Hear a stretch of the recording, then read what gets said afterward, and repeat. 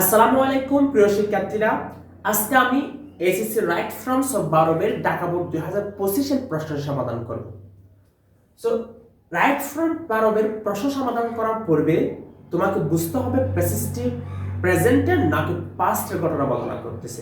প্রেজেন্টে যদি প্রেজেন্টের ঘটনা বর্ণনা করে তাহলে তুমি ম্যাক্সিমাম উত্তর প্রেজেন্ট ডেফিনিট টেন্স থেকে তুমি সলভ করতে পারবে।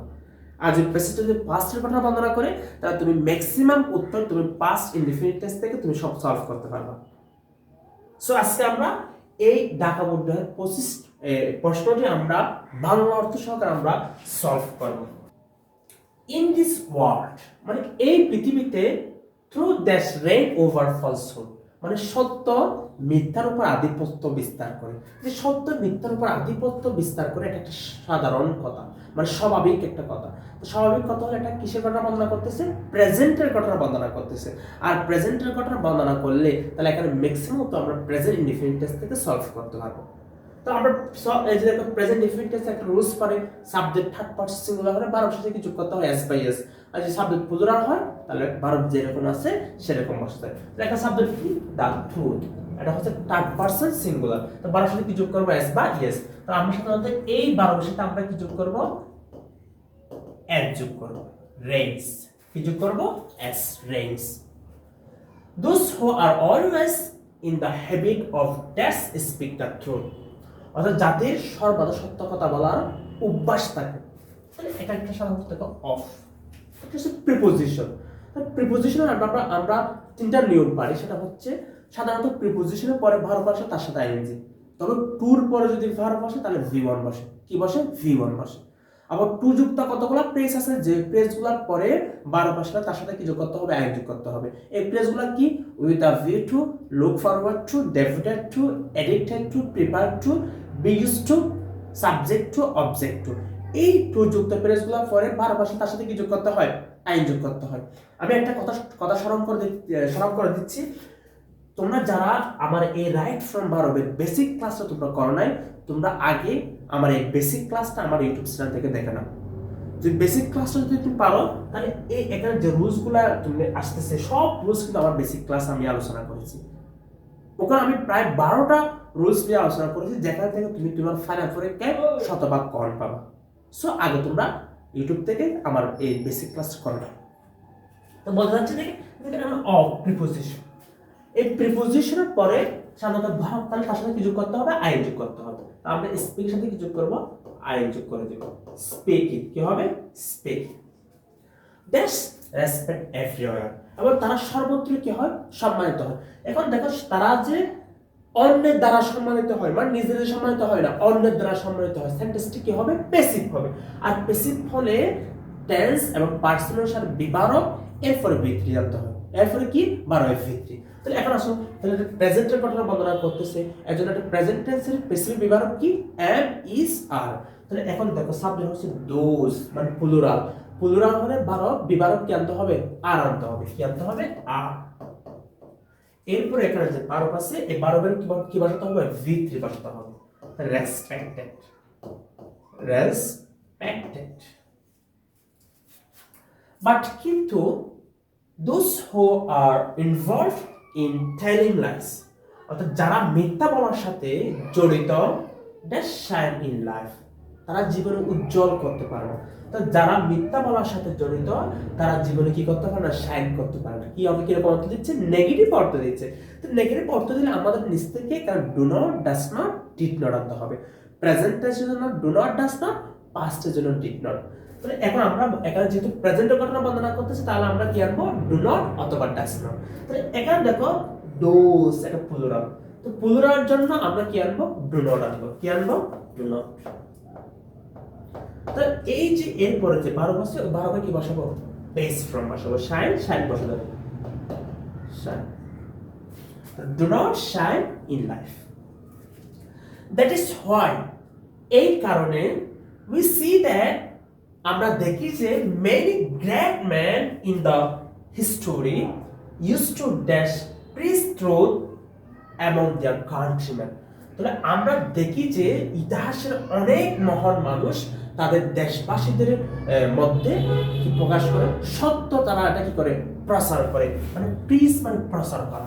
তো সব তারা কি করে প্রসার করে। এখন টুকে কি করে প্লিজ টু, এখানে কিন্তু টু আছে, টুর পরে বারবার কি বসে বলছিলাম v1 বসে, তার মানে এখানে যেরকম আছে সেরকম বসে যাবে, প্লিজ যেরকম আছে সেরকম বসে যাবে, একদম simple. Dash be truthful is essential for our society, মানে সত্যবাদী হওয়া আমাদের সমাজের জন্য খুবই গুরুত্বপূর্ণ। এখন দেখো তো আমরা একটা রুলস পড়েছি আগে, মানে সাবজেক্টের জায়গায় যখন কোনো ভার্ব আসে তার সাথে কি যোগ করতে হয়, আইন যোগ করতে হয়। তাহলে এখানে মেইন ভার্বটা কি, এই যে ইজ, তাহলে ইজের আগে কার অবস্থান, সাবজেক্টের অবস্থান। এই সাবজেক্টের মধ্যে একটা ভার্ব চলে আসছে ভি, এখন এটার সাথে আপনাদের কি যোগ করতে হবে, আইন যোগ করে দিতে হবে। কি যোগ করতে হবে, আইএনজি, তাহলে B. In dash hold the highest value in dash make our society better, বলছে যে আমাদের সমাজকে উন্নত করতে সর্বোচ্চ মূল্য কি রাখে, ধরে রাখে। তাহলে এখন দেখো প্রেজেন্টের কথা বর্ণনা করতেছে, তাই প্রেজেন্টের ক্ষেত্রে থাকবে যেহেতু ই থার্ড পারসন সিঙ্গুলার, তাহলে বারোর সাথে কি যোগ করতে হবে, এস যোগ করতে হবে, এস বাই এস। আমরা পুরুষের সাথে সাধারণত এস যোগ করব, সাধারণত এস যোগ করব। এরপর দেখো তো ইন প্রিপোজিশন, বলো তো তাহলে কি হবে, বারবার সাথে আইএনজি, আর প্রিপোজিশন পর বারবার সাথে তার সাথে কি যোগ করতে হয়, আইএন যোগ করতে হয়, মেকিং, কি হয়ে যাবে, মেকিং। দিস কোয়ালিটি অর্থাৎ এই গুণ dash consider as one of the essential factors that empower us from within, বলেছে এই গুণটি আমাদের ভিতর থেকে শক্তিশালী করে তোলে, না শক্তিশালী করে তোলার একটি গুরুত্বপূর্ণ উপাদান হিসেবে কনসিডার করা হয়, মানে বিবেচনা করা হয়। তাহলে এখন আসুন, মানে দিস কোয়ালিটি, মানে এই গুণটি কি নিজে নিজে বিবেচনা করতে পারে নাকি অন্য দ্বারা বিবেচনা হয়, যে মানে অন্য দ্বারা বিবেচনা হয়। তো অন্য দ্বারা বিবেচনা হলে সেন্টেন্সটি কি, প্যাসিভ। তো প্যাসিভ হলে টেন্স এবং পার্সনের সাথে বিভারক প্লাস বি3। তাহলে এটা যেটা প্রেজেন্টের ঘটনা বর্ণনা করতেছে, তাই প্রেজেন্ট টেন্সের প্যাসিভের বিভারক কি, এম ইজ আর। তাহলে এখন দেখো this quality third person singular, এজন্য আমরা এখানে বিভারক আনবো সিঙ্গুলার ইজ, তারপরে যে ভার্ব কনসিডার এটা বি3 বসাবো, consider,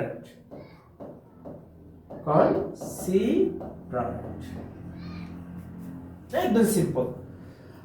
A truthful man is a dash trust person, বলছে একজন সত্যবাদী মানুষ বিশ্বাসযোগ্য ব্যক্তি। তাহলে এখন দেখো এই যে পারসন, এটা কি বলতো, নাউন।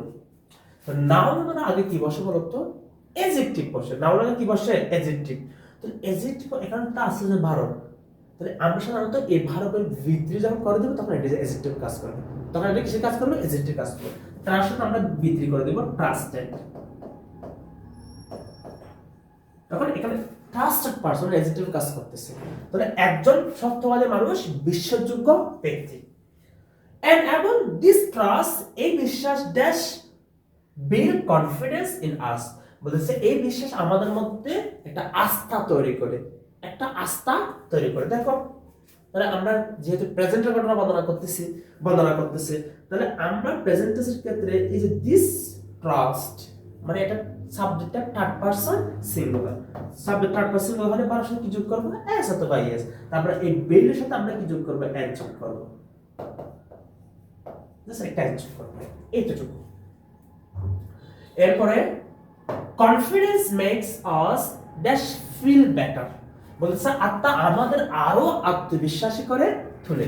এখন দেখো তো যে মেক্স, এটা হচ্ছে পজিটিভ ভার্ব। তো পজিটিভ ভার্ব একটা নিয়ম দেখো সবাই, কিন্তু পজিটিভ ভার্বের পরে এরপরে যে ভার্বটা বসে সবসময় কি বসে, ভার্বের বেস ফর্ম বসে। ভার্বে কি বসে, মনে রাখবা পজিটিভ ভার্বের পরে যে ভার্ব বসে ওটা v1 বসে, কি বসে, v1। তো পজিটিভ ভার্বগুলো কি দেখো তো, make, have, get, land, have, এই ভার্বগুলোর পরে কি বসে বলতো, v1 বসে। এক্সাম্পল দেখো, the teacher made the students complete the assignment, তাহলে এই যে মেড এটা কি ভার্ব, পজিটিভ ভার্ব। তাহলে এরপরে যে ভার্বটা আছে এটা কি, v1, কি বলতো, v1। মনে রাখবা পজিটিভ ভার্বের পরে যে ভার্বটা হবে এটা অলওয়েজ v1, অলওয়েজ কি হবে, v1, এই জিনিসটা লাগবে। তদ্রূপ এখানে মেক্স, এটা যেহেতু পজিটিভ ভার্ব, এরপরে যে ভার্ব আছে এটা কি বসবে, v1 বসবে, তাহলে ফিল বসে যাবে, ফিল। একদম সিম্পল। জাস্ট যারা পজিটিভ ভার্ব নিয়মটা পারো না, তোমরা নিয়মটা একটু করে নোট করে রাখবা। When যখন we start dash get comfortable with speaking the truth, যখন আমরা সত্য বলা নিয়ে স্বস্তি বোধ করতে শুরু করি, we will begin to prosper, তখন আমরা উন্নতির দিকে কি করি এগিয়ে যাই। তাহলে এখানে দেখো স্টার্ট এটা একটা ভার্ব, গেট এটা একটা ভার্ব। সাধারণত একটা সিম্পল সেন্টেন্স যখন দুইটা ভার্ব চলে আসে তখন দ্বিতীয় ভার্বের সাথে আমরা আই যোগ করব। তবে উদ্দেশ্য বোঝালে আমরা কি করব, টু প্লাস ভার্বের V1 আনবো। তো যেহেতু এখানে উদ্দেশ্য বোঝাচ্ছে সাধারণ কথা, তাহলে আমরা একটা সাথে কি যোগ করব, আই যোগ করে দিব, গেট। সো সুতরাং we should try hard to stay away from the lies, সুতরাং আমাদের মিথ্যা বলা থেকে দূরে থাকার জন্য কঠোর ট্রাই করা উচিত। ট্রাই একটা ভার্ব, স্টে একটা ভার্ব, এখানে কয়টা ভার্ব, দুইটা ভার্ব। তো এখানে কিন্তু উদ্দেশ্য বোঝাচ্ছে, এই জন্য দ্বিতীয় ভার্বের সাথে আমরা আই যোগ করব না, কি করব, টু প্লাস V1 করব, to plus V1, to stay. আর এর সাধারণত টুর এই যে ট্রাইয়ের পরে অবশ্যই কি বসে, ইনফিনিটিভ বসে। ট্রাই ফলে সাধারণত কি বসে, ইনফিনিটিভ বসে। এই কথাটা একটু মনে রাখবা। তো এই হচ্ছে তোমাদের ঢাকা বোর্ড 2025-এর সমাধান। যদি তোমাদের ভিডিওটা যদি ভালো লাগে তাহলে অবশ্যই লাইক, কমেন্ট এবং শেয়ার করে আমার পাশে থাকবা। তোমরা যদি আমার পাশে থাকো তাহলে আমি ভিডিও তৈরি করতে উৎসাহিত হব। সো সবাইকে ধন্যবাদ। পরবর্তী ক্লাসে সবার সাথে আবার দেখা হবে। আল্লাহ হাফেজ, আসসালামু আলাইকুম।